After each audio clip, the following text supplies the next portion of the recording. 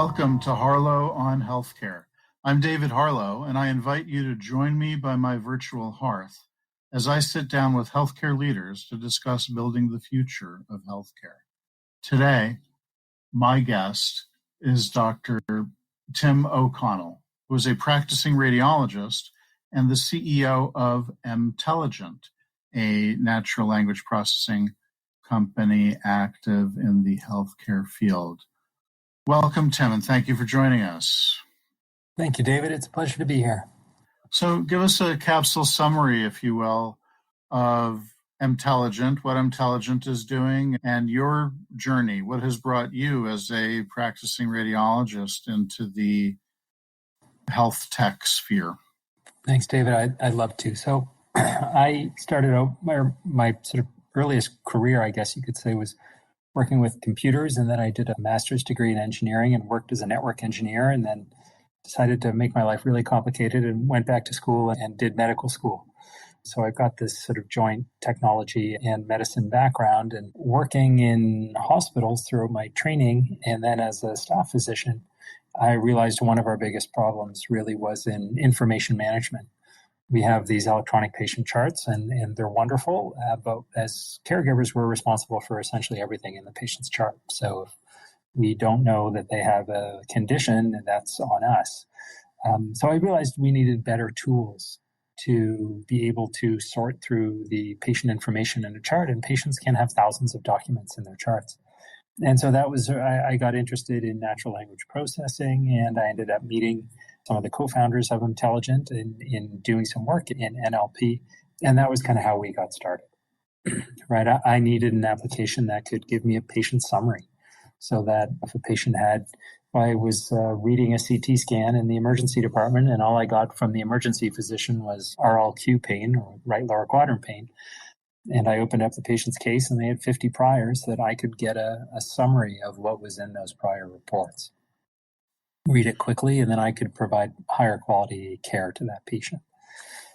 So that was the use case I had as a caregiver to get started, and that was the background. And so at Emtelligent, we make natural language processing software, which essentially reads medical documents and understands the data, structures it, and then makes it available for applications or analytics or research or whatever the use case is. So as a clinician, would it be your preference to have a set of templates, so to speak, depending on the type of encounter, the type of patient, the type of medicine you're practicing? Yeah. Versus a one-size-fits-all filter or frame for the vastness of each person's EHR? Absolutely. Well, in healthcare today, David, and you describe yourself as a recovering lawyer. So, I'm sure that the use cases are similar. We have these very long patient documents, and we end up skimming through them and looking for important nuggets and important pieces of information and hoping we don't miss anything. So really all we're presented with today in today's electronic health record systems is by and large just like a file interface like Explorer or something like that, Windows Explorer, that shows, okay, there's a discharge summary from this date and an anesthesia consult from this date and a radiology report from this date. And if we want to know what's in those, we need to start reading. And that's one of the reasons why you call a hospital and say, hey, how many of your patients had B-cell lymphoma last month? They'll say, well, we don't know. That's in the chart, right? We don't build to that level of detail. So all of this, we have all this crucially important information about our patients in the charts needed for healthcare administrators, needed for payers, needed for caregivers, needed for patients. And it's essentially locked in prose form. We can't use it in an automated fashion for anything.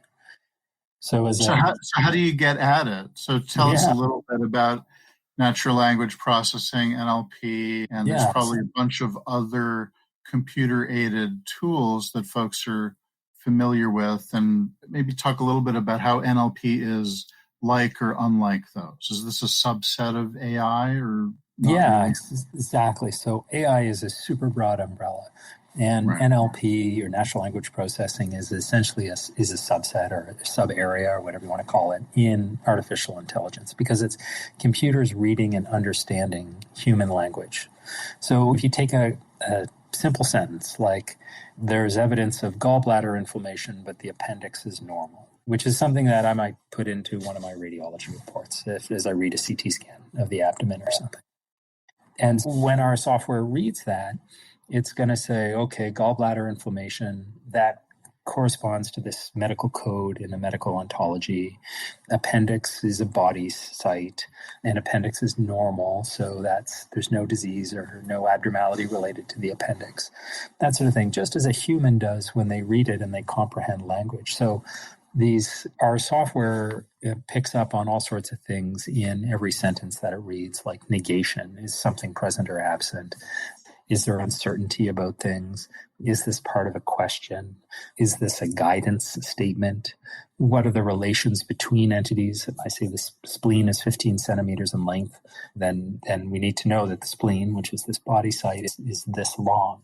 So that sort of thing. So that's sort of what the software does. And it takes all these entities, the assertions about them, and the relations between them, and stores it into databases or makes it available for use really by end users. So if an insurance customer wants to go, I want to know what everyone's left ventricular ejection fraction is, which is a way to quantify the degree of heart failure. Glossing over a whole lot there for my cardiology colleagues.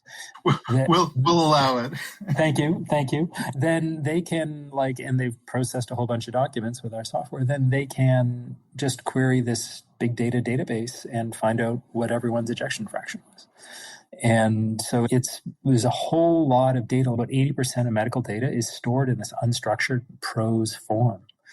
Tim came to see me today with a 3-week history of knee pain or something like that. And so we have these EMRs have pages and pages of checkboxes, drop-down menus, but everybody just gives you the narrative, right? Exactly. And you know what? As caregivers, we need these narratives, right? You can't boil down a 2-hour-long psychiatry interview into drop-down lists and checkboxes. There's a lot of subtleties in language. You need to get it across. And so we need narrative text. And that's how people work fastest. It's quite cumbersome to make the many decisions you need to do if you're a human and you're structuring data. Sure. So the challenge then, and the need for nuance and the need for capturing shading of meaning also, to my mind, creates a question in terms of the utility of the tools you're describing, right? As a professional skeptic, I would ask, why should I trust your tool? How do I know that your tool is properly associating the statement that something was normal with the gallbladder and abnormal with the appendix, right, or vice versa?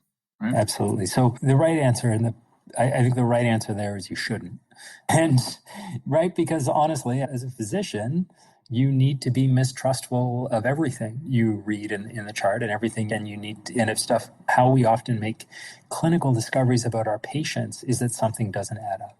So when I say that you shouldn't trust us, I do mean it half jokingly. But what our software is it's completely explainable. So when we structure data in a sentence saying the gallbladder is this and the appendix is that, we reference everything back to the original sentence with character offsets and the words that were used in the sentence and this sort of thing. It's not just a magic black box that says, we made this decision. So it's really important when you're building applications for caregivers or administrators or whomever, and you're saying, here's all the patients who had their appendix taken out last month, that you can reference it back to the sentence and go, and here's the sentence that made us think this. So here, human, you verify this, right? So it's not just like we think that there's some probability. There's a 65% probability that the patient had their appendix out or something like that. It doesn't work like that. In every case, we're always able to go, here's what made us think this. You make the decision. And I think that's really the current safe way to design these next generation applications that use natural language processing. Sure, that makes sense. So I wonder, since it is open in that way, in a typical install of an NLP tool in a clinical setting, would someone take it for a test drive for a while and then do some local tuning to make sure that it works for them? That certainly can be the case. So We're not, at Emtelligent, we're not particularly an application company in that we don't make an application that an end user would necessarily use. We're really focused on the extremely difficult task of teaching computers and AI models how to understand human medical language. And we work with technology partners who make the user interfaces and this sort of thing. But certainly, the tweaking would take place at the application level. It often does. And we also work with customers. Our engagements are usually fairly long with customers and in terms of the ramp up towards production. And it can be that they've got some type of document that our models have never seen before, right? I think Tip O'Neill said all politics is local. Well, all medicine is local. So there's always turns of phrase and different things that people have in their documents that are unique to that institution. So certainly it's a totally normal process when we go in to have to do some system tuning and get some feedback from the customers and that sort of thing. And that's expected. And I assume you are an optimist when it comes to the application of tools like this and probably see an opportunity for further adoption beyond a current installed base, whether it's your company's products or others. Do you have a sense of how many folks or what proportion of clinical folks are using tools like this today or what? It's really super nascent right now, David. I think that I don't have a good sense in terms of what the proportion of if you're just talking about clinical users, because we have a lot of use cases for our software. It's not just, and there are for NLP. It's not just nurses and doctors and technologists. It's very nascent right now. The people have been working on natural language processing in medicine since the 1960s.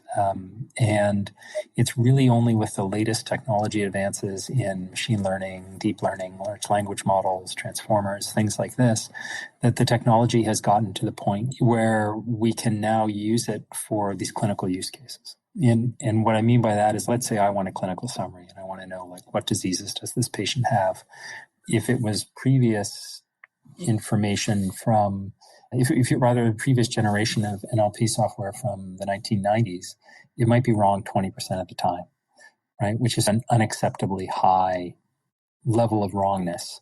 We regularly see accuracy rates with our own software and in this field of greater than 99% for things. So again, it's still really important to have these presentation states to the end user to say, hey, here's what we found, here's why we think it, here's the source document, whatever, you verify. But when it sort of achieves this level of accuracy is when you can start using it clinically. So it's pretty new right now. If you're just tuning in, this is Harlow on Healthcare, coming to you on Healthcare Now Radio. I'm David Harlow, and my guest today is Dr. Tim O'Connell, CEO of emtelligent. Tim, we've been talking about patient-specific clinical uses and touching a little bit on some population health uses of tools like this. I wonder if you could dig a little deeper and a little broader and talk about other use cases in healthcare for this sort of technology. Sure. I'd love to, David. I think there's certainly use cases on, well, let's talk about one issue which is really important and which everyone globally has a lot of experience with, which is in epidemiology, right? We're all epidemiologists now. We are all budding epidemiologists now. Yes. Absolutely, right? So let's just talk about, for example, disease or symptom surveillance. So you can imagine in a big city how many people on a given day go to their family doctor's office or a primary care clinic and complain that they have symptoms of an upper respiratory tract infection or a lower respiratory tract infection, right? Cough and fever, right? That can be the sign. If there is a particular spike in that and it's beyond so many standard deviations of normal, that could be an indication that there is a respiratory illness outbreak. There's another serious viral illness that's starting.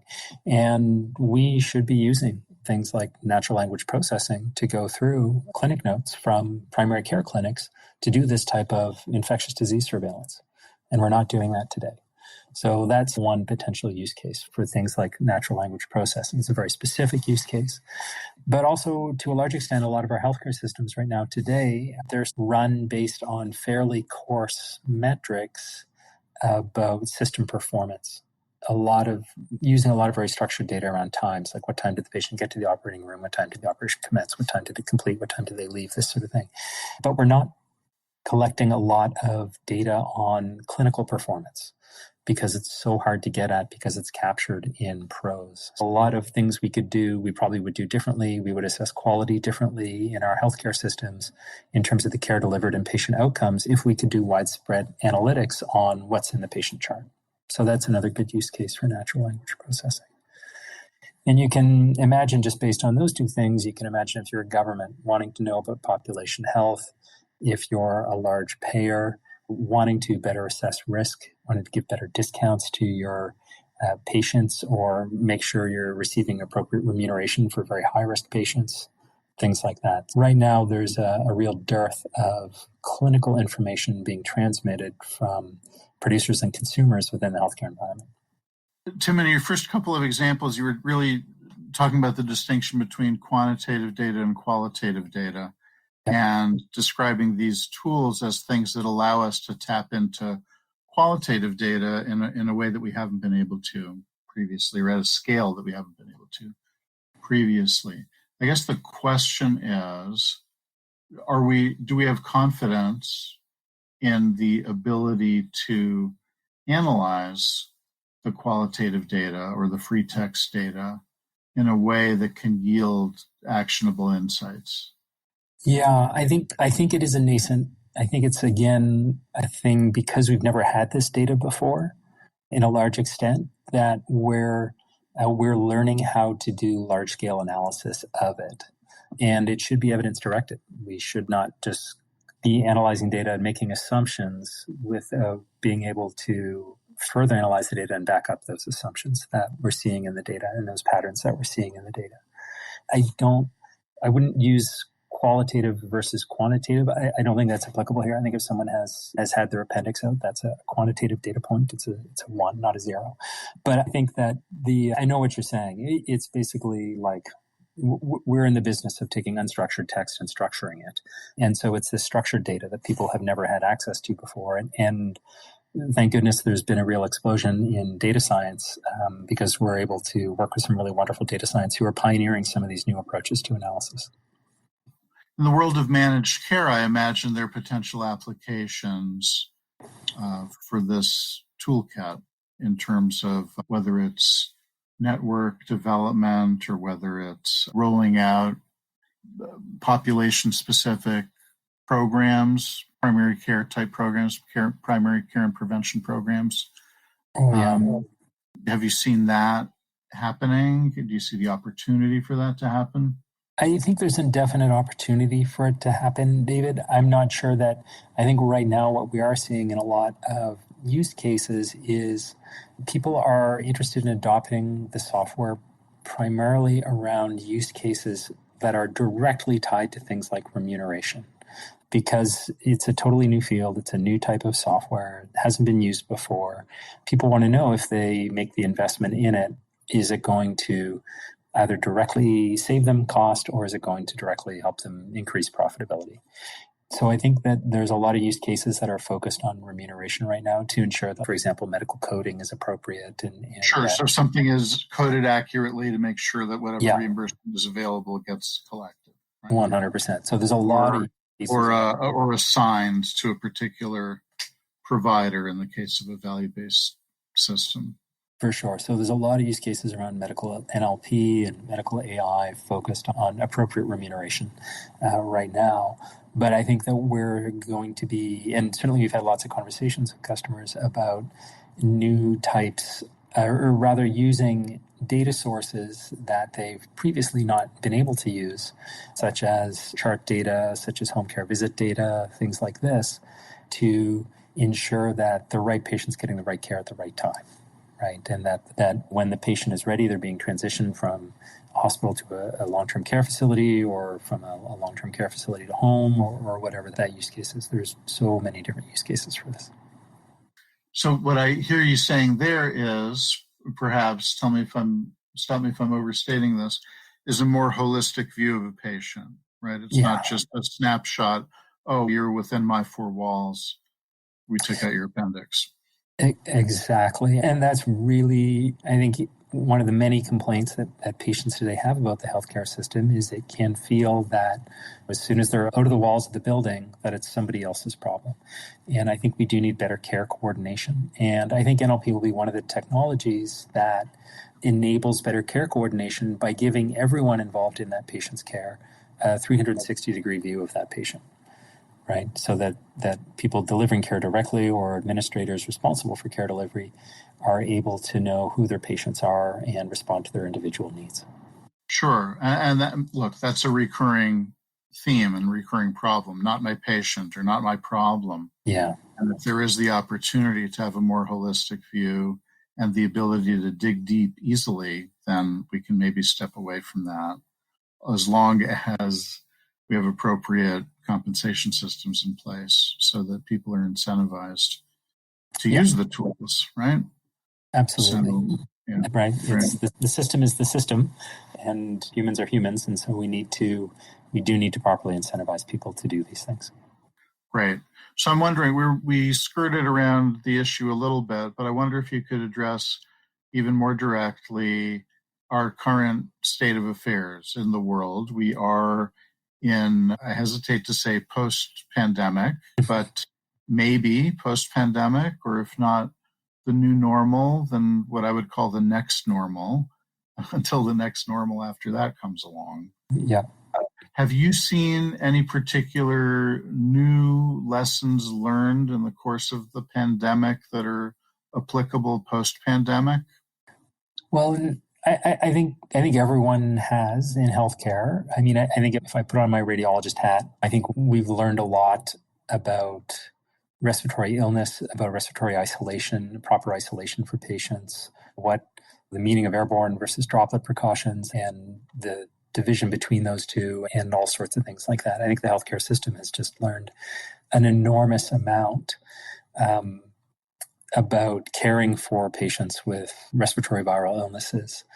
I think that one thing that the healthcare system has learned is the importance of resiliency. And I think that people gave some thought to it before, but I don't think we've given a lot of thought to it before. When I worked as a network engineer, for example, one of my customers was a really large bank, and they were legislated to, and they did, maintain enormous infrastructure around resiliency. For example, they had like backup data centers that had to be geographically separate and live connections between the data centers, fiber optic cables, all this sort of stuff to be able to have resiliency in case a meteor or other natural disaster took out one of their data centers, that their customers would still get access to their money.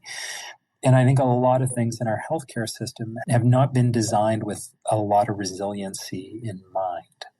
And so I think that one of the things we are going to see more and more of in healthcare, particularly around new applications like artificial intelligence, is some very thoughtful approaches to how do we implement this in a resilient and safe way. In other words, if we develop new workflows where care decisions are being made by AI software, and that AI software breaks down for some reason, what happens to the patient? So we're bringing process control and process engineering into medicine in a way we never have before. Before it was all a lot of, well, that's how it's always worked, right? The doctor sees the patient, and then the doctor refers, and then the patient gets a test, and then the patient goes back to see the doctor. And now with all these AI technologies, we have an opportunity to re-engineer these processes. But what I think the pandemic has taught us is these processes need to be resilient and safe. And what do we do when the process breaks down? Okay. And Tim, to wrap things up, I wonder if you would either extend that thought or maybe go down a different path and think about this. If you were to wake up tomorrow and find yourself 5 years in the future, what's one thing in healthcare that you would hope or perhaps expect to find has changed drastically?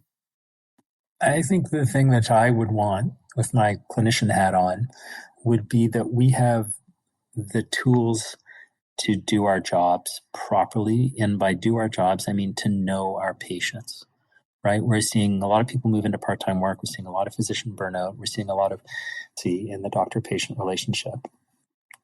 And when I go in to do a biopsy on a patient, I want a good clinical summary of that patient so I can be sensitive to their cultural background and their healthcare situation and financial situation and their needs and everything. And I don't have any tools to do that right now, or I have very coarse tools that take me a very long time to use.